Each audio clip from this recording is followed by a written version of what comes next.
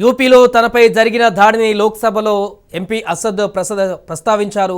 నేను చావుకు భయపడేవారిని కాదంటూ అసద్ ప్రస్తావించారు. నాకు జెడ్+ కేటగిరీ సెక్యూరిటీ కూడా వద్దంటూ చెప్పారు. నిందితులను మాత్రం కఠినంగా శిక్షించాలంటూ అసద్ వ్యాఖ్యానించారు. అసద్ వ్యాఖ్యలపై అటు పీయూష్ గోయల్ కూడా స్పందించారు. కాల్పుల ఘటనపైన విచారణ జరుగుతోంది. సోమవారం సభలో అమిత్ షా కూడా ప్రకటిస్తారంటూ కూడా పీయూష్ గోయల్ సమాధానం ఇచ్చారు. నిన్న జరిగినటువంటి కాల్పుల ఘటన తర్వాత ఒక్కసారిగా దిగ్భ్రాంతికి గురయ్యానంటూ కూడా చెప్పారు అసద్. అదైతే తాను ఎన్ని ఇలాంటి దాడులు జరిగినా కూడా వెనకడుగు వేయనంటూ కూడా తన వైఖరిని మార్చుకోనంటూ కూడా చెప్పారు. పూర్తిగా ప్రభుత్వ వైఫల్యం కారణంగానే ఈ ఘటన జరిగిందంటూ కూడా ప్రస్తావించారు. అయితే జెడ్+ కేటగిరీని సెక్యూరిటీని మాత్రం నిరాకరిస్తున్నట్టుగా చెప్పారు. జెడ్+లో ఇప్పటికీ 22 మంది సెక్యూరిటీ గార్డ్స్తో సెక్యూరిటీని ఏర్పాటు చేస్తారు. బందోబస్తుగా సెక్యూరిటీని ఏర్పాటు చేస్తారు. వివిఐపీలకు ఇచ్చేటువంటి సెక్యూరిటీ అది. సో అలాంటి సెక్యూరిటీని కూడా ఈ ఘటన తర్వాత ఆయన పార్లమెంట్లో మాట్లాడుతూ నిరాకరిస్తున్నట్టు వ్యాఖ్యానించడం జరిగింది. దీనికి సంబంధించిన బయట కూడా ఉన్నది, ఒకసారి చూద్దాం. कल शाम में आपने फ़ोन करके मेरी खैरियत और मुझसे दरियाफ़्त किया कि क्या हुआ, और आपने मुझे बताया कि आपने फ़ौरन पुलिस के आला अहदेदारों से बातचीत भी की। मैं आपका बेहद शुक्रिया अदा करता हूं कि आपने अपनी संवैधानिक जिम्मेदारी को एक रुकने पार्लिमान की जान पर जब कातिलाना हमला किया गया टोल गेट पर, आपने उस बात की, मैं आपका शुक्रिया अदा करता हूं। आखिर ये कौन लोग हैं जो इतना रेडिकलाइज हो चुके हैं कि इनको इस संविधान पर एतमाद नहीं रहा, उनको अंबेडकर के बनाए हुए संविधान के खिलाफ हैं, जो इतनी नफरत पैदा करते हैं। आखिर ये कौन लोग हैं? मैं इसको सियासी गुफ्तगू नहीं करूंगा, ये सबके लिए छोड़ रहा हूं, क्योंकि जहां तक मुझे मालूम कि मैं 2 मरतबा का विधायक हूं, 4 मरतबा का सांसद हूं।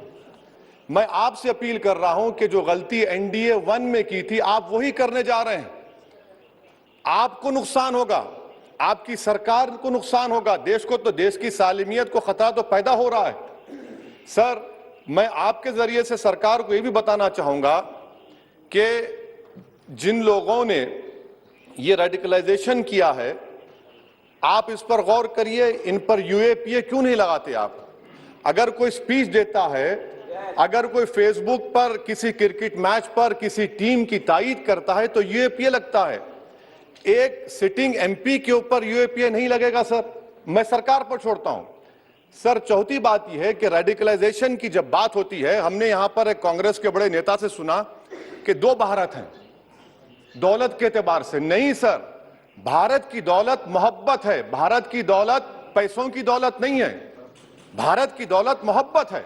हां, 2 भारत हैं, एक मोहब्बत पर जो पिछले कई बरसों से आबाद है, और एक नफरत पर भारत बन रहा है। तो क्या आप दौलत की भारत की मिसाल देंगे या मोहब्बत की भारत की मिसाल देंगे? अगर मोहब्बत की भारत की मिसाल देंगे तो उसमें आपको मेरी जबान को रोकने के लिए गोली चलाने की जरूरत नहीं है। इस 2 भारत को समझने की जरूरत है।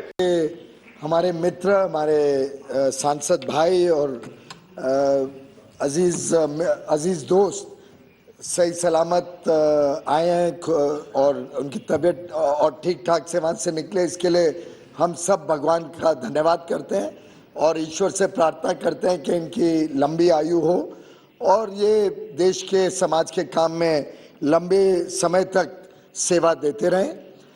राज्य सरकार ने तुरंत इस पे गहराई से कार्रवाई की, आरोपी पकड़े भी गए हैं, उनके व्हीकल को भी जब्त किया गया है, उनके जो उन्होंने इस्तेमाल किया था हथियार भी बरामद किए गए हैं और पूरी गंभीरता से इस विषय के ऊपर कार्रवाई चल रही है।